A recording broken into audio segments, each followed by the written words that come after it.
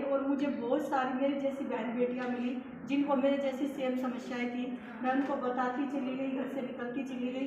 जब मैं उनको बताती वो उसको इस्तेमाल करती, जिससे मेरा बिजनेस आगे बढ़ता चला गया। मैंने कुछ भी नहीं किया, जो प्रोडक्ट मुझे बताए गए मैंने उन प्रोडक्टों को इस्तेमाल किया। उनको इस्तेमाल करके मैंने वो लोगों को बताना शुरू किया। यहाँ पे प्रेम जी ने बताया था ना, यूज करो और शेयर करो। मैंने यूज किया और उनको शेयर किया, और जब मैंने यूज और शेयर किया तो धीरे धीरे मेरा बिजनेस बढ़ता चला गया। और पहली बार मेरे अकाउंट में 1200 रुपये आए थे।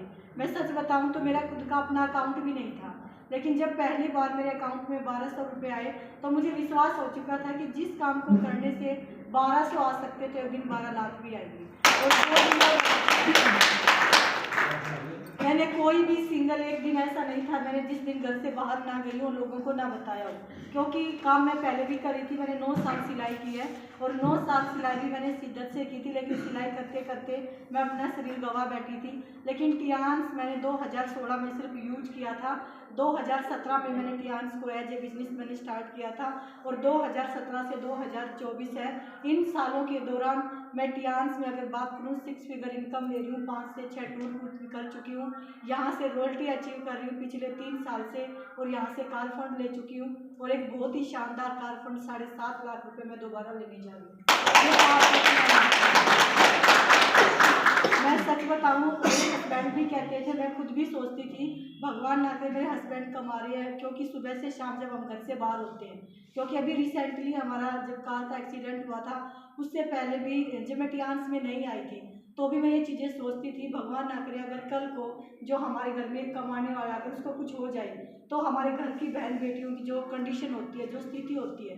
क्योंकि मैं खुद अपने ग्रुप में जब मैं लोगों से मिलती हूँ ना, मैंने ऐसी ऐसी लेडीजों को देखा है कि जो अपने हस्बैंड के आगे उनके पास सब कुछ थी, हर चीज़ की मौज थी, लेकिन जैसे ही वो दुनिया के से निकले ना तो आज वो उन्हें दर बदर की ठोकरें खा रही है।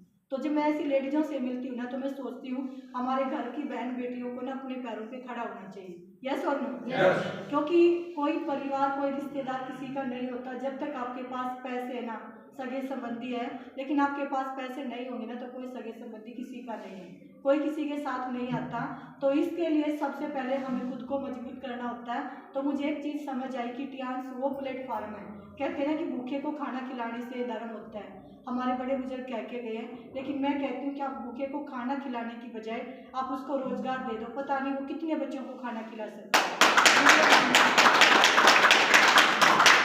और ये जो जिंदगी मिली है ना, जैसे अभी सर के बारे में बात कर रहे थे, प्रकृति से प्यार है, उन्हें वो पेड़ लगा रहे, बहुत अच्छी बात है, हर किसी को लगाने चाहिए। लेकिन उसी प्रकृति ने हमारी बहन बेटियों को पैदा किया, उसी प्रकृति ने लेडीजों को पैदा किया और वो वरदान है उस प्रकृति का। क्योंकि अगर औरत धरती पे ना होना तो शायद आज ये जो पुरुष बैठे ना ये आज इस दुनिया में नहीं होते। वो एक माँ भी है, बहन भी है, बेटी भी है, पत्नी भी है। और अगर आज उसी औरत की जिंदगी खतरे में है, जिस पैड को वो बाजार से यूज कर रही है ना, हमने कुछ भी नहीं किया ना, अगर हर घर तक वो पैड पहुंचा दिया, सबसे पहली बात हम उन बेटियों को एक नया जीवन दे सकते हैं। क्योंकि मुझे मिला है, मैं अपनी अंतिम सांसें गिन रही थी, मेरे छोटे छोटे बच्चे थे, 4-5 साल के बच्चे थे, और जब से पैदा हुए ना तब से बीमार थी मैं भगवान से एक ही चीज़ मांगती थी कि या तो मुझे ठीक कर दे या उठा ले।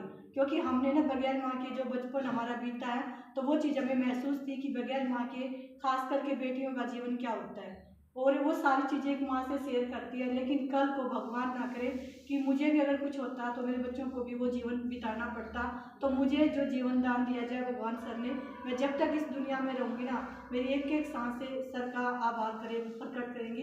क्योंकि आज सर की वजह से मैं अपने बच्चों को वो चीज़ें दे पा रही हूँ, मैं समझती हूँ और उसी चीज़ को मैं फील करती हूँ कि जैसे मैं वो चीज़ें कर सकती ना तो मेरी जैसी बहन बेटियाँ जितनी भी हैं वो भी कर सकती हैं। और अगर हमने कुछ भी नहीं किया, हर घर में ये पहुंचा दिया, वो खुद भी स्वस्थ होंगी, प्लस वो जो मन करे ना वो चीज़ें ले सकती हैं, ना पिता से, ना भाई से, ना हस्बैंड से कभी कुछ मांगना नहीं पड़ेगा।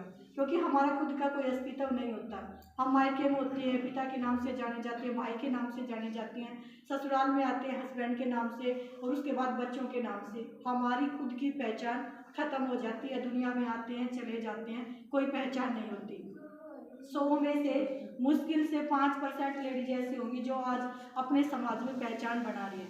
मैं खुद की बताती हूँ, मेरे परिवार के अलावा मुझे कोई नहीं जानता था, कोई भी नहीं। लेकिन आज मैं बात करती हूँ, परिवार को छोड़ो, इंटरनेशनल लेवल पे पहचान बन चुकी है कि सुशील छिकारा बहादुरगढ़ इंडिया में कोई है।